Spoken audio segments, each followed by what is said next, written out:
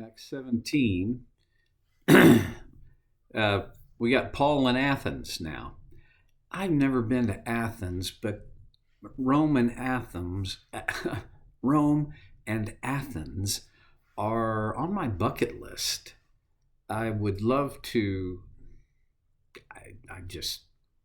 I'd like to see the ruins of these two ancient cultures. When Paul was there, I mentioned this last time, that there were two centers of the world. There was the political military center in Rome, and there was the philosophical intellectual center in Athens. Well, verse 16. While Paul was waiting for them, and them is Silas and Timothy, um, who he had, they were back in Berea, and he had sent word for them to join him as soon as possible. Okay, while Paul was waiting for them in Athens, he was greatly distressed to see that the city was full of idols. I think this was Paul's first visit to Athens. You in our present culture, I can't think of anything that quite connects. Well, first of all, we do have idols, and they are everywhere. Um, I think, in my judgment, one of our idols in our current world is just material stuff. Uh, the greed, in fact, avarice over material things, material goods, and material wealth. I think it's an idol for us. Oh, it's been many years ago now. Did the Hollywood Walk, and it was interesting to see names and stars and all of that on the sidewalk. I think, those, for some people, those are idols. But it's not like it is. Oh, one of the ironies, I think, of the Hollywood Walk of Stars thing. We're walking on them. Okay. Paul looks around and he sees that the city, Luke says, was full of idols. Now, realize that this was, these idols were actual statues to what the Grecians believed were actual gods and goddesses. Some of them remain. We have the most, probably the most famous is Venus de Milo. I don't know that we don't have. Do we have an idol like Venus? Because see what Venus was, she was supposedly the goddess that governed fertility and sexual pleasure, and I think we got that goddess around here somewhere. But the city was full of idols. Verse 17, so he reasoned in the synagogue with both Jews and God-fearing Greeks. Now, that's like, that's his modus of operandi, all right? That's his MO. He reasoned. He didn't argue. He reasoned with them. And a little bit of an interesting thing here is it was Jews and God-fearing Greeks who were Gentiles, as well as in the marketplace day by day with those who happened to be there. A part of me thinks, how did that look? Paul, the marketplace, we would call that the Areopagus, or that, if you can go to Athens and still see the Areopagus, however you want to pronounce it. It's not the Acropolis, but the Areopolis. He reasoned with people who those who happened to be there. So I don't know, how did he?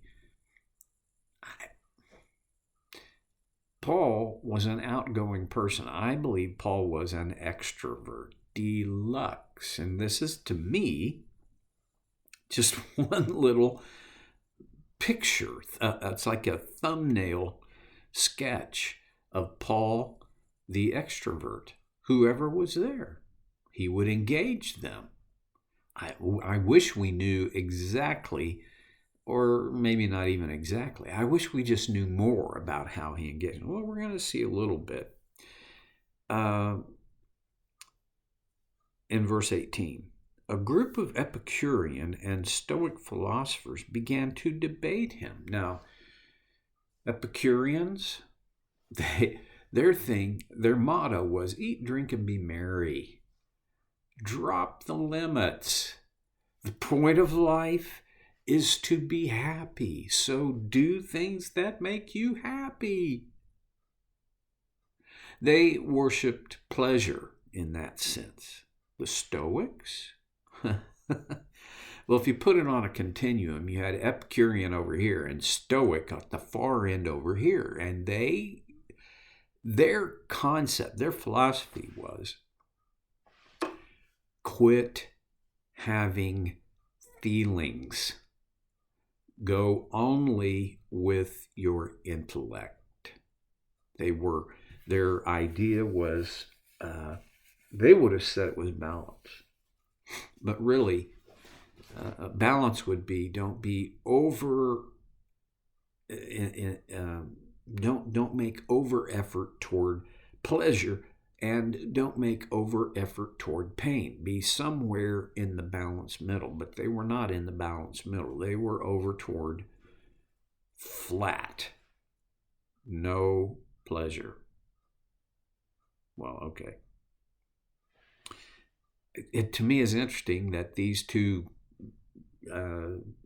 schools of philosophy were together debating with Paul. I think they would have had different approaches to the debate. Well, anyway, going on in the last half of verse 18, some of them asked, what is this babbler trying to say? You get a sense that they were kind of condescending. Others remarked, he seems to be advocating foreign gods. They said this because Paul was preaching the good news about Jesus and the resurrection. There was no resurrection in Jewish religious belief, no matter which god or goddess or how many you felt were legitimate, no matter which one you thought was supreme. There was no resurrection.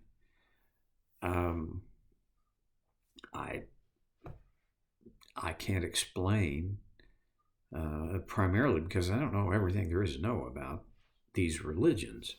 But I do know enough to say that would have created an issue, a big issue for both Epicureans and Stoics.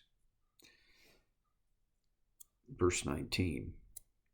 Then they took him and brought him to a meeting of the Areopagus.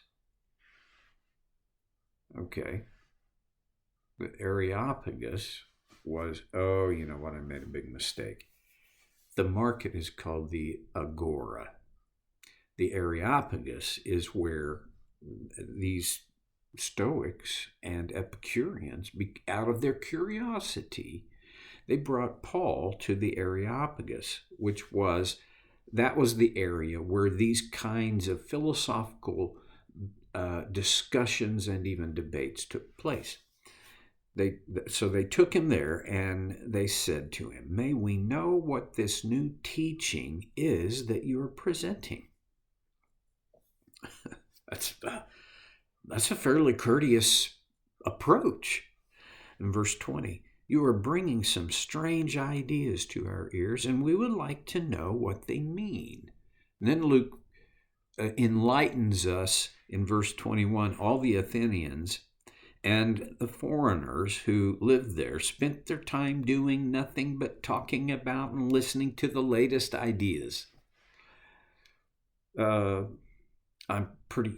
get from this that Luke was not very, he was not enamored so much with the philosophical discussions and the philosophical climate of Athens. They spent their time doing nothing but talking about and listening to the latest ideas.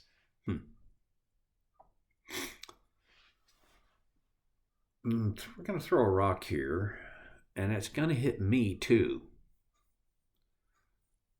Isn't that kind of what Facebook and Twitter and all of the social media is?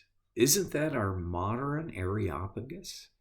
Isn't that where ideas get thrown out there? They get debated, they get rejected, they get accepted, people get mad, people get happy. See, this idea of discovering information and ideas that will unlock not understood things, that's not new. I'm not quite with Luke in this feeling of disregard. I think that kind of intellectual curiosity is not a bad thing. The problem is, for the Athenians and for a lot of folks in our modern world, they didn't, and these people in our world don't have the fundamental things.